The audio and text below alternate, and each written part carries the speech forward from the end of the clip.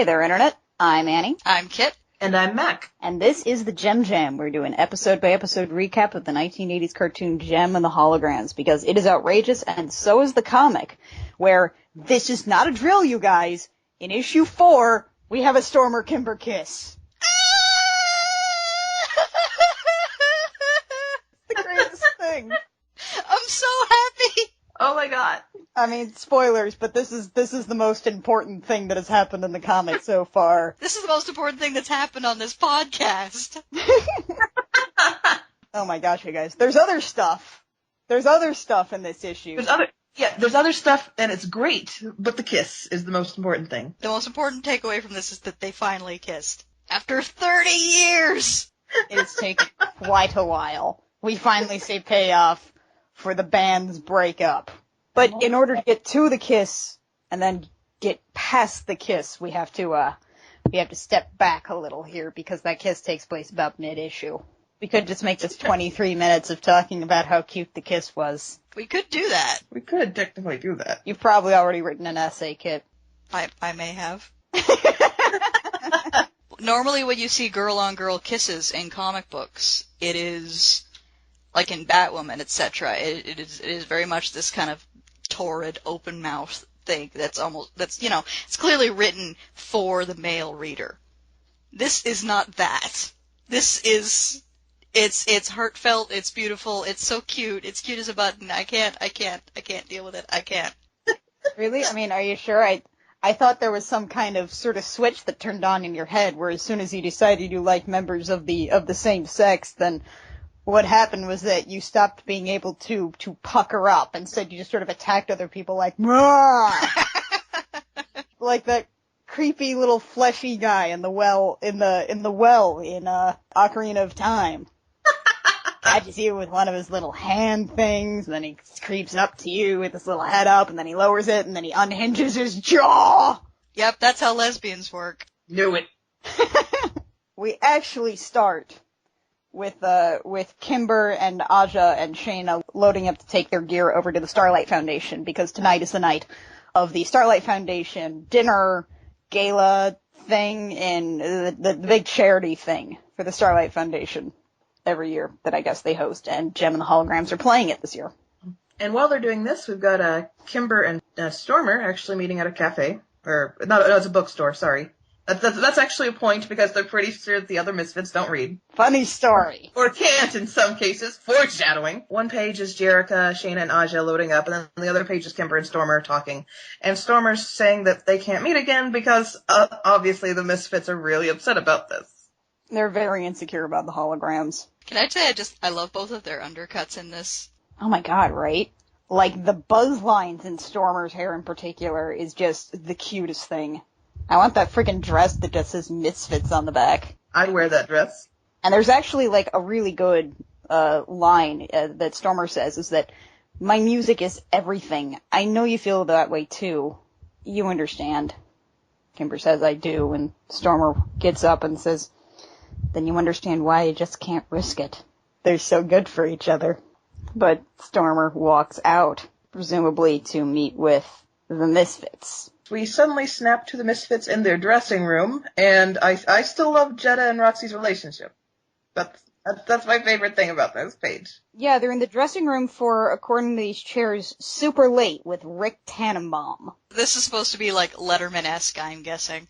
Yeah, probably. Which means that these things are usually recorded, like, in the afternoon, late morning. Now I'm just, like, imagining the Misfits going on Letterman and how, like, comically bemused he'd be. Look at those girls with those green hair. He'd be constantly forgetting their names. He'd probably call one of them Phyllis by accident, let's be honest. Yeah, he wouldn't even call Pizzazz Phyllis. He'd call, like, Stormer Phyllis or something. We see the beginnings of Pizzazz Shriek here. It doesn't quite reach full Pizzazz Shriek, but it's the start of one. The muscles flexing and twitching and coming in, preparing her for one. I want to say that I'm kind of interested by this beat of silence in the panel, in the penultimate panel of this page. I mean, I'm thinking that it's harkening back to sort of that almost contemplative pizzazz that we saw at the montage at the end of issue 3. And I'm not really sure what's going through her head right now. It's implying a lot more character depth than you usually see from Pizzazz in the cartoon. My read was maybe she's feeling some kind of regret for her outbursts, which I'm not sure about, but maybe it's just because, for me, this seems to come right from, Roxy, if you don't stop drumming, I'm gonna shove those drumsticks, and then she stops herself, which, it seemed like she was looking at the guitar she broke in an angry shriek in last issue, and I don't know. I'm lost at this idea that there can be character development with pizzazz. I mean, I'm for it, but also, how exactly did Roxy get her hair like that? That is a good question. Lots and lots and lots and lots and lots and lots of gel.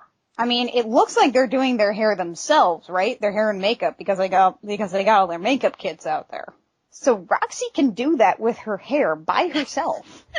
Roxy has hidden talents, okay? In the character sheet of the game called Life, Roxy decided that she could take illiteracy and just up hair crafting skills. Yeah, she took the illiteracy flaw to give herself a couple of more points in hairstyling.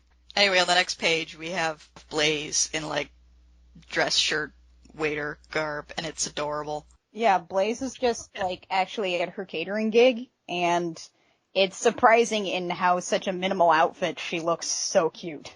I have a major weakness for girls in rolled-up sleeves. And I love her little chignon and the fact that she points it out. Just like, look, you can't have your hair like that. That just won't work.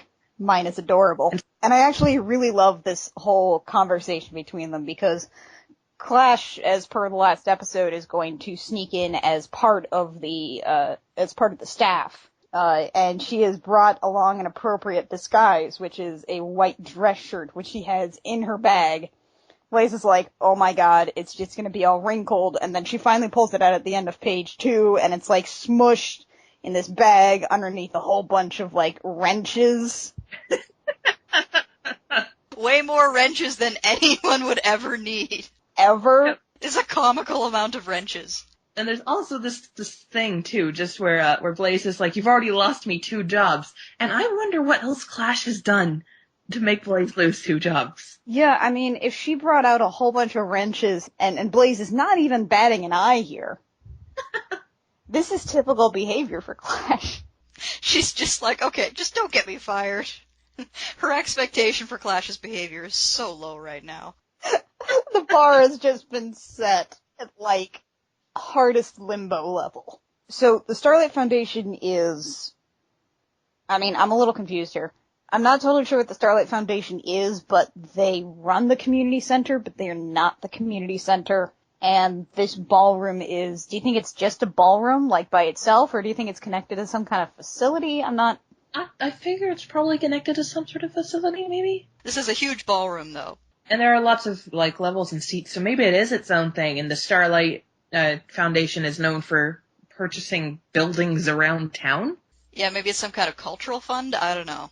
I don't know. I mean, I'm willing to not, like, ask too many questions about it. I'll be curious to learn more about it in subsequent issues.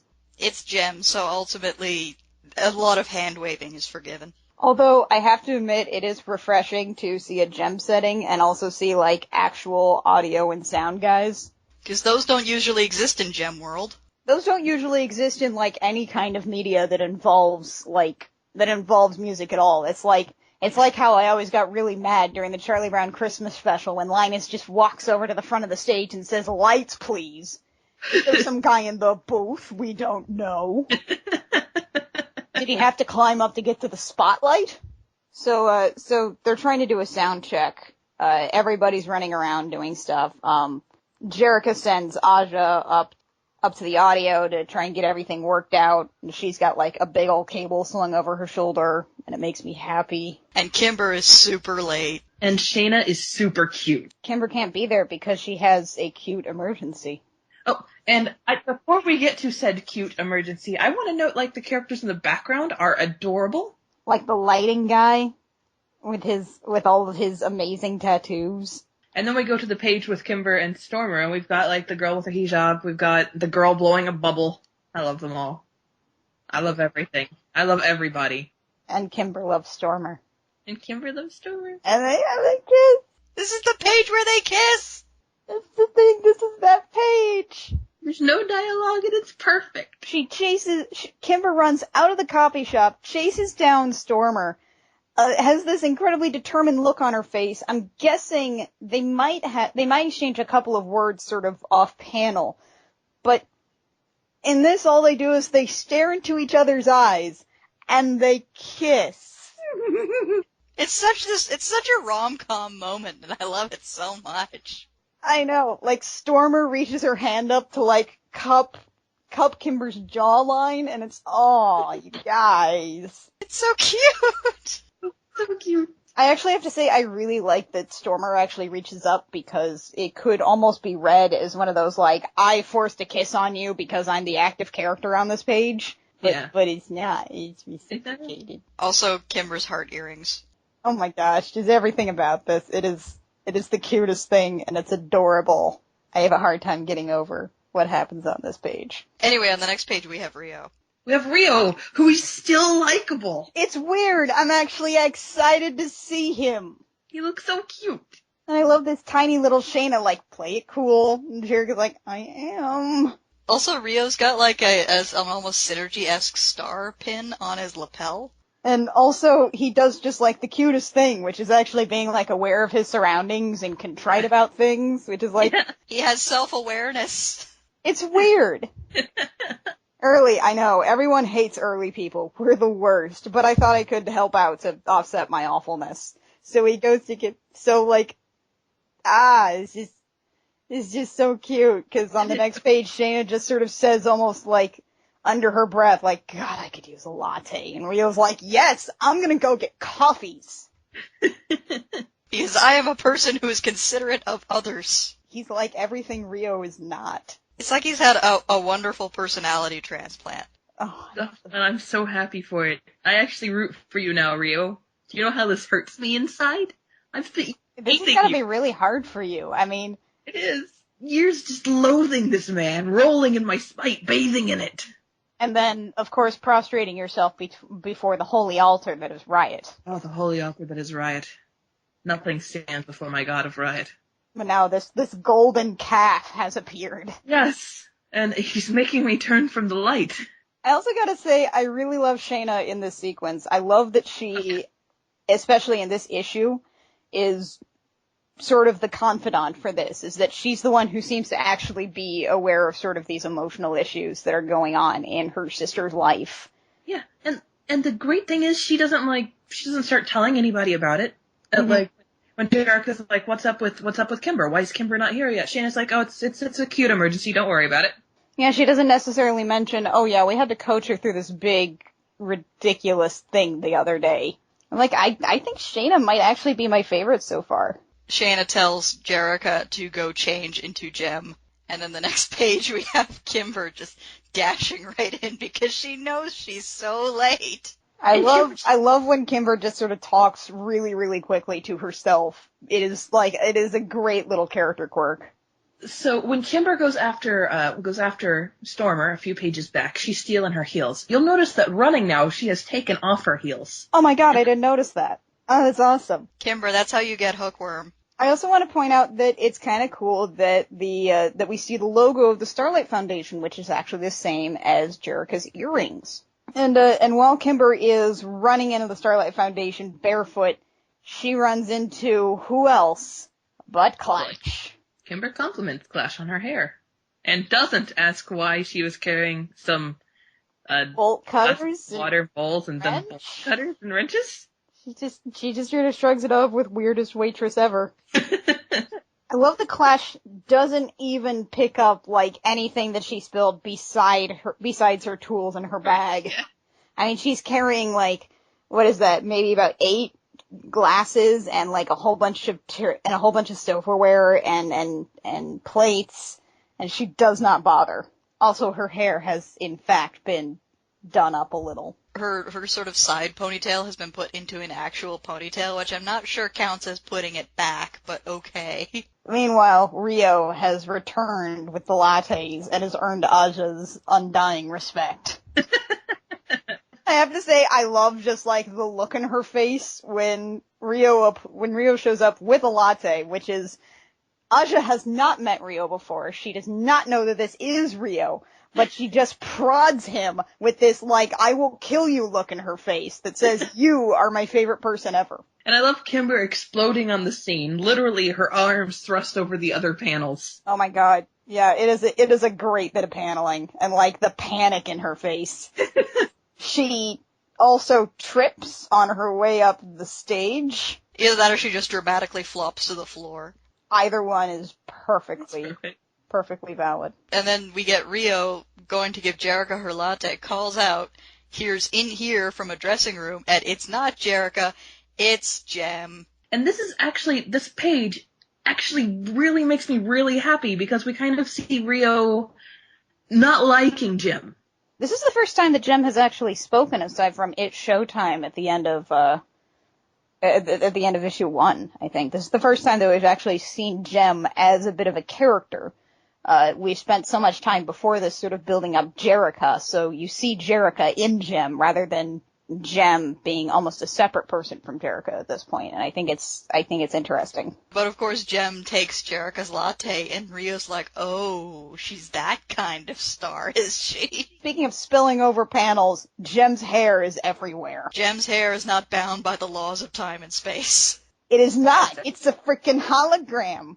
And they're actually taking advantage of that for it to be completely unreal. He's just like, that's, okay, I'm gonna go find Jerrica. It's like we were talking about with the last issue. Rio doesn't like JEM.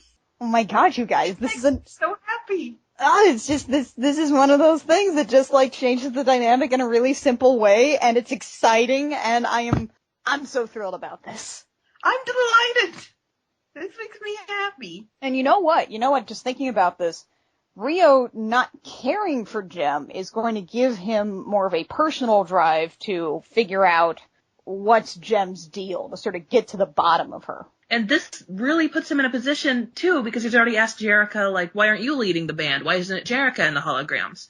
And this puts him in a position, too, to want to investigate JEM so that he can try to tear her down and put the girl he likes in her place. Yeah, to, like, build up Jerrica's confidence, to be like, you can do this, you can be this, you don't need this phony turd in pink high heels.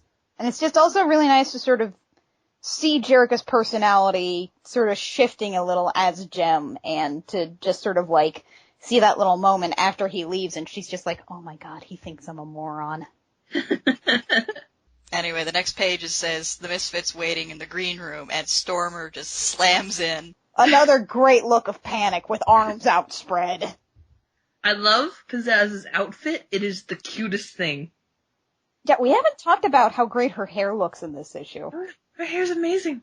Her hair's great. She's got the shorts with the knee-high socks, which looks fantastic, and this sort of cutaway tank top thing. It's fantastic. I love it. Oh my god, and I just now noticed this. So we have everybody being mad at Stormer in this panel of silence. With Roxy eating a bagel. Not only that, Roxy has some cream cheese on a knife with her bagel, and then when Pizzazz explodes with "Where in seven hells have you been?" she's still carrying through the motion of putting the cream cheese on the bagel. And meanwhile, we've got Jetta over there being like, yes, she's about to do the raptor shriek.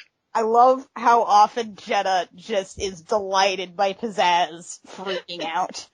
Also, Pizzazz has, like, no personal space.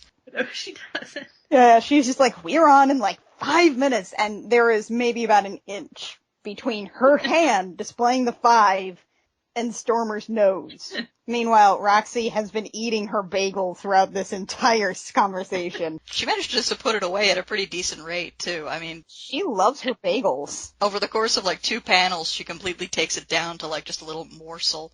Despite being on in, like, 5 minutes, Stormer is able to get her outfit on in time for the show. Because on the next page, it's another one of those great song splash panels that's not quite a splash panel. And they're doing that same song from issue 2, Attack of the Night. And it's kind of cool to see it again in a bit of a different setting. And then we get not Letterman coming in. And then he mentions JEM and the holograms, says they're very good. And then we get an on-panel Pizzazz screech. Oh my god, it's like all of those little skulls they've been building to this panel. It takes up half the page. And it still spills into the over. gutters of the other panels. It sends out black splotches over the others. It's great. It's a double exposure of her mouth, because that's how loud she's screaming. Her eyes have gone red. Her after-pizzazz are the best. Oh my gosh. Pizzazz is always on point in this comic. And in the previous panel, we get Stormer covering her ears. She knows what's about to happen. Oh yeah. Just a little, oh no. And then we cut to the holograms performing. It's another one of those really cool sort of dichotomy panels, dichotomy pages between Attack of the Night and, I don't know what this song is called, but the hologram song so far. And it's another thing where it's really cool to see the different uses of colors, of shapes in this. To actually see the difference between the lyrics, and there's even just a bit of a reflection panel between the pizzazz screech and then Jem's mouth going out into Jem's face, singing her song and actually being like happy and excited. And then we actually do this really good sort of slow perspective shift up to Clash, who is up in the, what is that? Looks like the catwalk up there. Yeah. Who's actually using bolt cutters. She has these heavy shadows on her face, just blacks, and they look great. She looks so sinister. Yeah, Clash is filling the role of Zipper for this issue. It's pretty great, actually. And then we have a callback to our show. Yep, we get lights coming down to crush Jerrica or Jem to death, and that's how you know this is a Jem comic. This attempted murder actually feels really refreshing. I wasn't sure if they were going to like come back to repeated murder attempts in this slightly more grounded setting, but they have not disappointed me. And that's where we leave off. That's our cliffhanger, is Jem is about to die, to be continued. And this is when it truly became a Jem comic. It is. Yes. This is the moment. This is the issue, frankly. The pizzazz screech, the attempted murder, the cutest kisses. Reading through the letters column, the holograms this month, sort of unfortunately, there's no outstanding letters that are people that are like, this is awful, how dare you. It is overwhelmingly supportive, and it's cool because reading over this, you actually get a pretty good cross-section of lots of different people. There's a 13-year-old young girl that really likes the comic and wrote a letter. There's a 30-something trans girl, as their letter begins. There's a couple more dudes. It's cool to see this cross-section. Our bonus stuff this issue is, the Rio profile as well as the Synergy profile. Rio, as we have talked about, has a bit of an issue in his profile because he does not have under his hates liars and deceivers, nor potted plants. Also, he's building, quote, a bike worthy of Mad Max. I can get behind this. He may, in fact, be shiny in chrome. Those of you at home, Annie finally saw Mad Max Fury Road, and she called it, quote, a religious experience. Like, I had to message Kit, like, immediately afterwards with, like, I don't know what I'm feeling right now. Anyway, Synergy also has a profile page, and it's kind of sparse, but I'm excited about the idea of Synergy having a personality. And then the last thing that this issue leaves us with is a preview of next month. I think that's next month's cover, which is Kimber Stormer back-to-back in some kind of a food fight. And even while being covered in garbage food, they managed to look fabulous. A disaster at the Holograms' first live show nearly ends Jem's music career before it starts. Now Kimber learns who's behind the dangerous accident, and she's out for revenge! Which I'm pretty sure is how the Taken movies start, too. Oh my god, can we put Liam Neeson in a Jem movie? Yes! Yes! Can he just be Kimber? Can the movie be played completely straight with Liam Neeson as Kimber? And nobody questions it? Yeah. He sort of nods at the camera. Outrageous.